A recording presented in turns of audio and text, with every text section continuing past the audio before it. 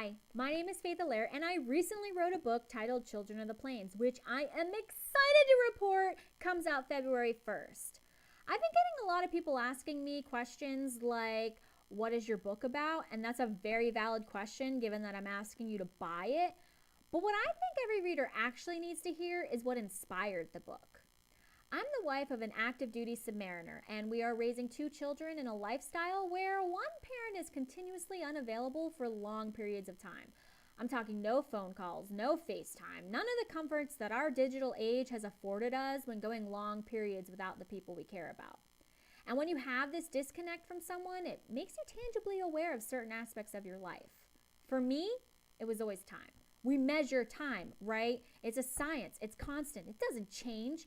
A minute still has the same quantity, whether it's in the past or in the future. But what does change is how we interpret it. I recently had a dentist appointment, and it felt like I had just had one. And the appointment 6 months from now will come just as quickly. But I'll tell you what, time, when it comes to dealing with a deployment, does not feel the same. Deployments feel like they take forever to get through. I break my husband's time when he deploys into, manageable pieces. Days, weeks, minutes if I'm having a really bad day. And then I look back in retrospect and I think, wow, a week really went by that fast? We're halfway? How did that happen? In hindsight, the time flew, but when the same time was in the present or the future, it felt like it wasn't moving at all. And a couple months in, even though it's probably crazy to admit, I wonder if Mr. Allaire even existed.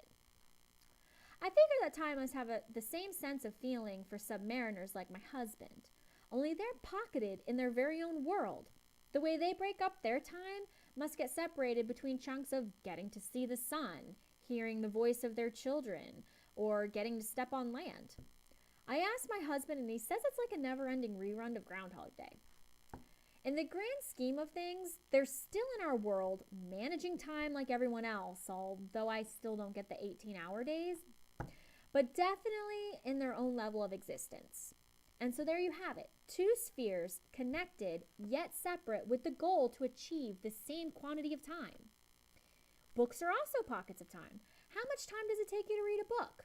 I'm willing to bet that it's not the same amount of time as it would take me.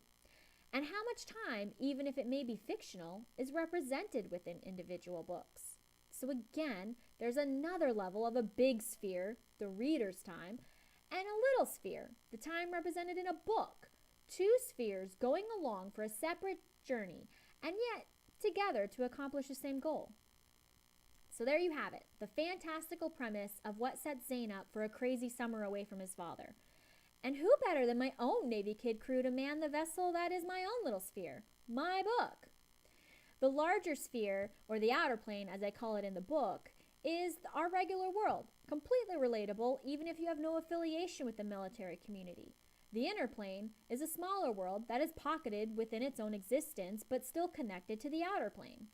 And through short stories with different sets of kid heroes, we get a peek at the inner plane and how it's unique. Flying horses, for example, or a boy who once lived in the caverns of an island ruled by sentient trees. I won't give away any more secrets than that. So what's the goal of my book? I'd like to say that my goal is to make it to J.K. Rowling status and live fat kid rich, but I'm an independent publisher. I know feasibly I'll give away more books than I sell and that people probably won't know my name or my work. Let's be for real. But my main goal was to write a book that could help my kids cope with the lifestyle that my husband and I bore them into. And if it just so happens that some other kids can connect with the piece and it helps pocket them from some dark times that they may be experiencing, then I'll count the journey making this book worthwhile. Thanks for watching. I know it got a little ranty, but if you know me in real life, I think you were kind of aware that's what you were signing up for.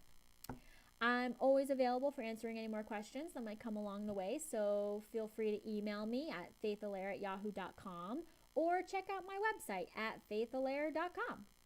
Bye!